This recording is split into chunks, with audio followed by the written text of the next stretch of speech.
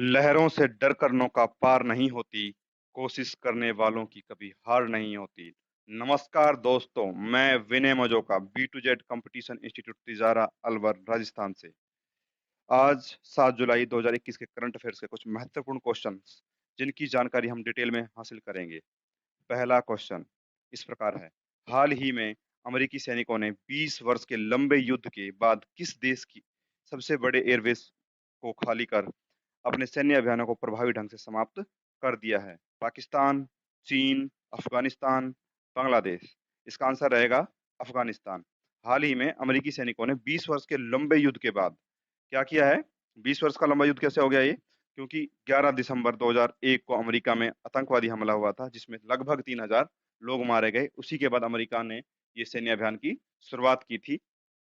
अब अब इस सैन्य अभियान की समाप्ति के बाद क्या हुआ? अमेरिकी सेना की वापसी के बाद क्या हो जाएगा? तालिबान के पक्ष में इस शक्ति संतुलन को किसके पक्ष में ला दिया है? तालिबान के पक्ष में ला दिया है। हाल ही में आंध्र प्रदेश और किस राज्य के सीमावर्ती जिलों में बढ़ते तनाव के चलते विभिन्न जल विद्युत परियोजनाओं हैडल पावर प्रोजेक्ट्स पर पुलिस बलों को तैनात किया गया है? तो इसका आंसर क्या होगा? पहला ऑप्शन क्या है? पंजाब, तमिलनाडु, असम, तेलंगाना। तो दो ऑप्शन तो बिल्कुल ही बेकार हैं, पंजाब और असम, क्योंकि ये दोनों नॉर्थ की स्टेट हैं। बी और डी ऑप्शन हो सकते हैं, तमिलनाडु और तेलंगाना। तो इसका आंसर रहेगा तेलंगाना। ये विवाद किसके बीच चल रहा है? तेलंगाना और आंध्र प्रदेश के बीच चल रहा है। और श्रीशैलम परियोजना, तेलंगाना ने क्या शिकायत की है? देखो, आंध्र प्रदेश ने कृष्णा नदी प्रबंधन बोर्ड में शिकायत की है कि तेलंगाना द्वारा बिजली उत्पादन में श्रीशैलम परियोजना के जल का प्रयोग किया जा रहा है। कौन से परियोजना के जल का प्रयोग किया जा रहा है? श्रीशैलम। और इसी कारण इन दोनों सरकारों के मध्य क्या है? तनाव उत्पन्न हो गया है। 23 जुलाई को होने वाले टोक्यो ओलंपिक में उद्घाटन समारोह में भारतीय दल के ध्वजवाहक के रूप में निम्नलिखित में से किसे चुना गया है? अजय ठाकुर और माना पटेल, बोला चौधरी, मिहिर सेन, सानिया मिर्जा, सुनील छेत्री, एमसी मैरी कॉम, मनप्रीत सिंह। तो इसका आंसर रहेगा एमसी मैरी कॉम और मनप्रीत सिंह। एमसी मैरी कॉम 6 बार वर्ल्ड चैंपियन रह चुकी हैं, किसमें? मुक्केबाजी में।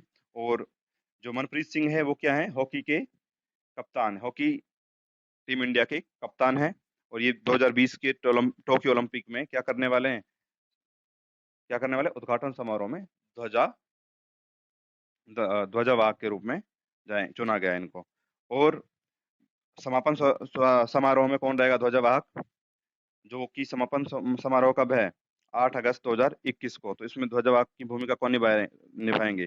पहलवान बजरंग पूनिया। कौन निभाएंगे? पहलवान बजरंग पूनिया। ठीक है। Question number 4। हाल ही में इंग्लैंड के किस तेज गेंदबाज ने फर्स्ट क्लास क्रिकेट में 1000 विकेट पूरे कर लिए हैं? Ollie Robinson, Harry Gurney, Stuart Broad और जेम्स एंडरसन। तो इसका आंसर रहेगा जेम्स एंडरसन। थोड़े ही दिनों पहले इन्होंने एक रिकॉर्ड हासिल किया था। इन्होंने सबसे तेज फास्ट मतलब की सॉरी इन्होंने क्या किया था? हाल ही में इन्होंने टेस्ट क्रिकेट में, अंतर्राष्ट्रीय टेस्ट क्रिकेट में सबसे अधिक विकेट लेने वाले तेज गेंदबाज बने थे। तो ये कहाँ से हैं? इंग्लैंड से। कौन है? James Anderson. इन्होंने अभी 61 फर्स्ट क्लास मैचों में 1002 विकेट अपने नाम कर ये खिताब हासिल किया है। हाल ही में अमेरिकी अंतरिक्ष एजेंसी नासा ने अपने near earth object wide field infrared survey explorer यानी नियोवाइज टेलीस्कोप के कार्यकाल में कितने वर्ष का विस्तार किया है? ऑप्शन ए 2 वर्ष, ऑप्शन बी 3 वर्ष, सी 4 वर्ष, डी 1 वर्ष। तो इसका आंसर रहेगा 2 वर्ष। यानी अब ये कब तक काम करेगा? 2023 तक। कब तक? 2023 तक काम करेगा। और इसकी शुरुआत कब हुई थी? 2009 में। इसकी शुरुआत 2009 में वाइड फील्ड इंफ्रारेड एक्सप्लोरर यानी कि वाइज मिशन के रूप में इसको लॉन्च किया गया था। और इसका काम क्या रहता है? ये क्या करता है? आकाश का सर्वेक्षण करता है, क्षुद्र ग्रहों, सितारों, गहरे अंतरिक्ष में दिखाई देने वाले कुछ आकाश गंगाओं का पता लगाने का कार्य कर रहा है। क्वेश्चन नंबर 6 इस प्रकार है। हाल ही में किस देश ने बेहतर मौसम पूर्वानुमान के लिए एक नया उपग्रह FY3E लॉन्च किया है। FY3E लॉन्च किया है, वाईफाई 3E लॉन्च किया है। ऑप्शन ए चीन, बी नेपाल, सी रूस। इसका आंसर रहेगा चीन ने कब ये लॉन्च किया? 5 जुलाई 2021 को। ये क्या करेगा? चीन को किसमें मदद करेगा? बेहतर मौसम के बेहतर पूर्वानुमान के लिए फायदा पहुंचाएगा। क्वेश्चन नंबर 7, विश्व जूनोज डे दिवस कब मनाया जाता है? जूनोज क्या है? एक संक्रामक रोग है, ठीक है, जो किसके द्वारा होता है? बैक्टीरिया, वायरस और परजीवी जनित रोग है, ठीक है। तो इसका सवाल में पूछा है कि विश्व जूनोज दिवस कब मनाया जाता है? 5 जुलाई, 6 जुलाई, 7 जुलाई, 4 जुलाई। तो इसका आंसर रहेगा 6 जुलाई को। वर्ल्ड जूनेज जूनोज डे की शुरुआत कब हुई थी? 6 जुलाई, 6 जुलाई 1885 को हुई थी, जब लुई पास्टर ने रेबीज वायरस के खिलाफ पहले टीके का निर्माण किया था। तो रेबीज भी क्या है? एक जूनोटिक बीमारी है, ठीक है। रेबीज भी क्या है? एक जूनोटिक। रेबीज किससे फैलता है? किसके काटने से? डॉग के काटने, यानी कुत्ते के काटने से। कौन सी? रेबडो वायरस के कारण क्या होती है? रेबीज बीमारी होती है, ठीक है। क्वेश्चन नंबर 8, 52वां अंतर्राष्ट्रीय फिल्म महोत्सव आयोजित किया जाएगा। 52वां अंतर्राष्ट्रीय फिल्म महोत्सव आयोजित किया जाएगा। गोवा, दिल्ली, मुंबई, जयपुर, ठीक है। तो इसका आंसर रहेगा गोवा। ये पिछले कई सालों से सिर्फ गोवा में ही आयोजित किया जा रहा है, ठीक है। तो अब ये कौन सा संस्करण है? 52वां संस्करण है। इसकी जानकारी किसने दी है? ये कब से कब होगा? ये 20 से 28 नवंबर 2021 को होगा। इसकी जानकारी सूचना और प्रसारण मंत्री श्री प्रकाश जावड़ेकर द्वारा 52वें IIFFI के लिए विनिमय के लिए पोस्टर जारी किए हैं। Question number 9, the fourth lion essays for Gopal Krishna Gandhi. The fourth lion essays for Gopal Krishna Gandhi नामक पुस्तक किसने लिखी?